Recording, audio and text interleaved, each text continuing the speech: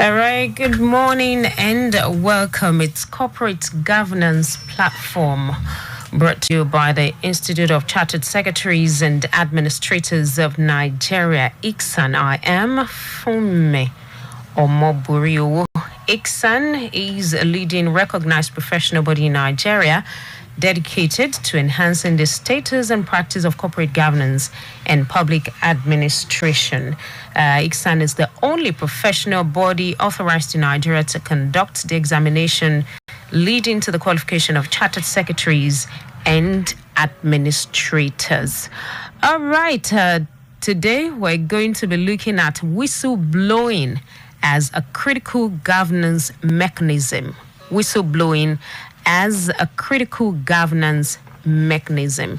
That's our focus on the program this morning right here on Corporate Governance Platform. And our guest this morning is Chairman, Lagos State Chapter of ICSAN, Mrs. NKECHI, ANYIMAH, FCIS. Good morning. Hello, good morning. Hello, good morning. Good morning, Fumi. Good morning, listeners. Okay, good to have you. Good to have you on the program this morning. And also, we have right here in the studio, Mr. NKECHI, who is Head of Research, ICSAN. Good morning, Mr. NKECHI. Good morning, Fumi. Good morning, our listeners. All right, so we're going to take this message and we'll be right back for the full discussion. Stay here. Hey, Obinna, good to see you. You look so worried. Is everything all right? I'm having serious issues in my company. Balancing the interests of my company's many stakeholders like shareholders, management, customers, financiers, government, and community is giving us a problem. That has to do with corporate governance. Exactly. Then, you need to get in touch with ICSAN. ICSAN? Yeah, Institute of Chartered Secretaries and Administrators of Nigeria. ICSAN. They provide you with seasoned and top-ranking professionals trained to uphold the standards of corporate governance and efficient operations. You can also get in touch with ICSAN if you want to become a chartered secretary and administrator. Contact ICSAN by visiting the website www.icsan.org or call 009 06 601 69. ICSAN, the hub of governance professionals. All right, so Corporate Governance Platform right here. And like I said before I went on that break, we'll be looking at whistleblowing as a critical governance mechanism. All right, Mrs. ANYIMAH, what is whistleblowing? Okay, so whistleblowing is just the channel for reporting misconduct and fraudulent activities or even ethical practices in an organization. It can be to internal or external practice. And we know that whistleblowing is important because of integrity and in the public interest, because it brings to the knowledge of the public violations and breaches that would ordinarily remain concealed. So it can have an extraordinary influence on an organization and on the society and even on the whistleblower. Okay, so let's look at the relevance of whistleblowing in the concept of corporate governance. Under the effective corporate governance, transparency and information disclosures are ideal for the successful running of a corporation. But we know that this is very difficult because we are in the age of information processing and storage. So the reality, stakeholders are expected to be involved in everything in a corporation so as to ensure that it is transparently run without giving any room for sinister activities by managers of the company. More so if we look at the fallible human nature of managers in itself. So over the years, whistleblowing has come to be reckoned with as one of the corporate governance mechanisms that effectively checkmate managers in administering of a corporate entity. Also, corporate misconduct and fraud present challenges to governance of corporations because, as we know, they undermine sound corporate culture and obstruct business growth. So whistleblowing is also a mechanism which can check and expose this misconduct and fraud So it can be used as a powerful tool in entrenching robust and viable corporate governance in a company. All right. Is whistleblowing equally as useful a tool, especially in the public sector? Definitely, it is. Because, government, by its very nature, is supposed to be open and transparent.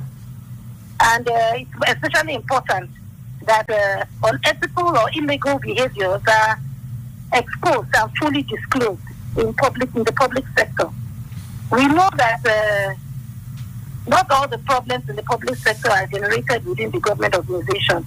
We have outside vendors, we have contractors, we have individuals who can also participate in and even break government corruption. So where government institutions adapt and encourage internal whistleblowing policies, problems are detected early and solved within the organization before it becomes a larger issue and comes into the news headlines or even starts affecting the national revenue or taxpayers' money being squandered or even financial misappropriation, which can lead to the reputational damage of even the country as a whole.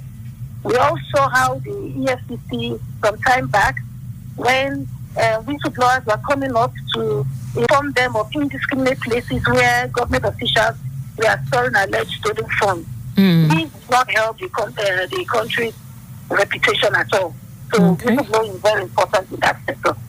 Okay. Now, will you say whistleblowing has any additional utilitarian value for organizations, especially in this period of COVID-19 pandemic? The COVID-19 pandemic has even given whistleblowers a greater scope to even make complaints. Many organizations, especially if you look at the public and large companies, they already have whistleblowing policies and processes. But most of these policies were designed in simpler terms before the COVID-19. But with the pandemic, we have now specific situations that it has created, like the inadequate management of workplace health and safety measures. We have issues of non-compliance with new regulations. We have various public health directions. And even there's business and supply chain disruptions. All this, if you add it to the economic turmoil and the harsh job market, it has given some individuals greater incentive to raise allegations against the company in the hopes of, a payoff.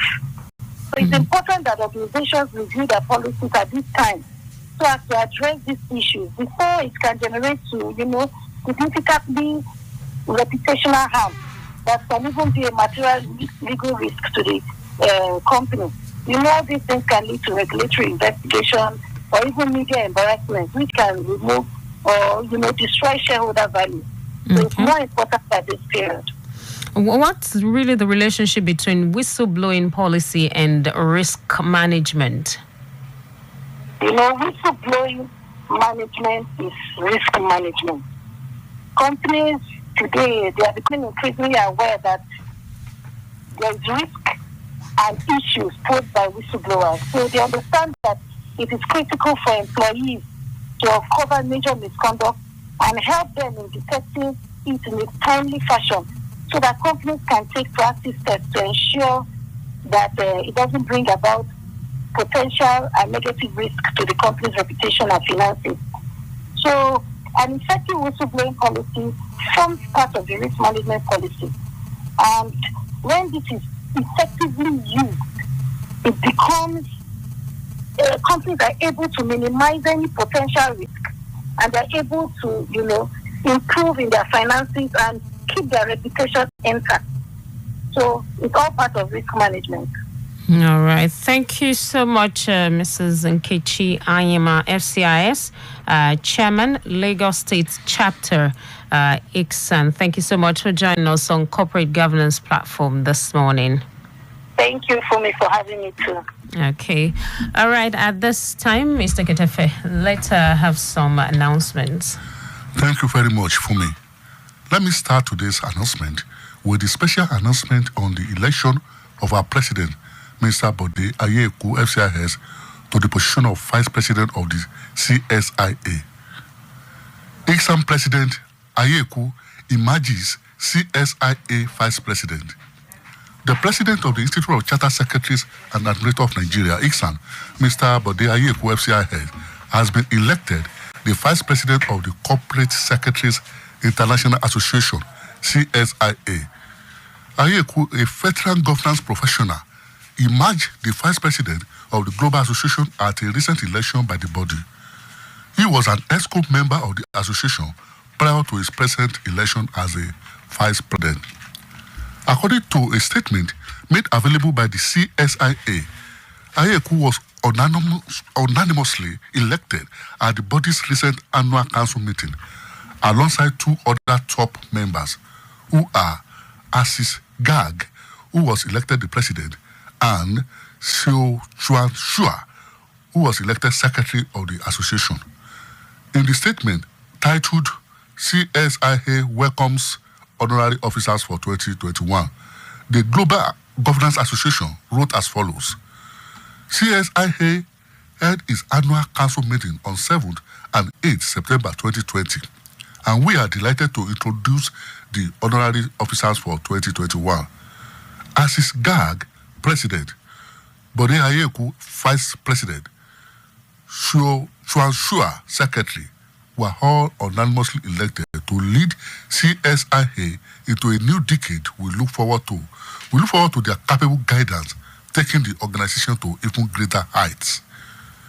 CSIA was established in Geneva in 2010 as an association constituted according to Article 60 of the Swiss Civil Code and entered into the commercial register in the Switzerland. CSIA was officially launched at the World Bank headquarters in Paris on 23rd March 2010 under the auspices of International Finance Corporation (IFC) and Organization for Economic Cooperation and Development (OECD). CSIA has since establishment been a global voice of corporate secretaries and governance professionals. The mission of CSIA is to create a global profession that develops, grows, and promotes best practice in corporate secretarial, corporate governance, and compliance services by improving professional standards, the quality of governance practice, and organizational performance worldwide. A congratulatory message signed by the registrars of ICSAN, Mrs. Taiwo Ganiyat Olusisi, FCIS, attributed the elevation of Ayeku to the coveted office to his passion for hard work, integrity, and pursuit of excellence in corporate governance matters. The message reads in part: on behalf of the Governing Council, committees, members, and staff, we congratulate you on your recent election as the Vice President of CSIA. This is undoubtedly the reward of hard work and excellence which you have consistently shown on the home front and across board. Your election is a positive development and a thing of pride for the Institute and all stakeholders associated with us. Hearty congratulations, Mr. President, as you continue to soar in excellence. Ayeku, who has been the president of ICSAN since 2019, is a lawyer, charter secretary, with passion for excellence in all his endeavors. He graduated from the University of Lagos in 1989 and was called to the Nigerian Bar in 1992. He obtained his Master of Law degree from the University of Lagos in 1995. He completed the Institute of Charter Secretary Administrators, ICSA, London, professional examination in 1998. He was appointed the company secretary / legal advisor of Nestle Nigeria PLC with effect from 1st January 2008. He is a fellow of Nigeria Institute of Management and associate of the Charter Institute of Taxation of Nigeria. Let me just limit it at that. All right, so we say very big congratulations to our president, talking about the president of Institute of Charter Secretaries and Administrators of Nigeria, ICSAN, Mr. Bode Ayeku, on this very laudable and deserving elevation. Okay, and that's it on Corporate Governance Platform this morning. Join us same time, same station next week for another package. My name is Funmi Omoburi. Well, thank you, Mr. Kadi Ketefe, and also Mrs. NKECHI ANYIMAH, who joined us earlier for the discourse on whistleblowing as a critical governance mechanism. Good morning.